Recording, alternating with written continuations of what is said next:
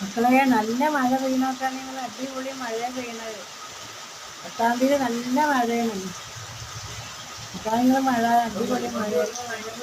മഴക്ക് വേണ്ടി നമ്മൾ എത്ര ദുആ ചെയ്ത അള്ളാഹുവിനോട് പള്ളിയിലും എല്ലായിടത്തും. ഞങ്ങൾ പച്ചക്കറി ഉണ്ടാക്കിയിട്ട് മഴ പെയ്യായിട്ട് ഞങ്ങളെ പച്ചക്കറി ഒക്കെ ഉണങ്ങിപ്പോയി. ഇത് പൂളക്കൊമ്പൊക്കെ നനച്ചിട്ട് ഞങ്ങൾ പൂളക്കൊമ്പ് ഉണ്ടാക്കിയത്.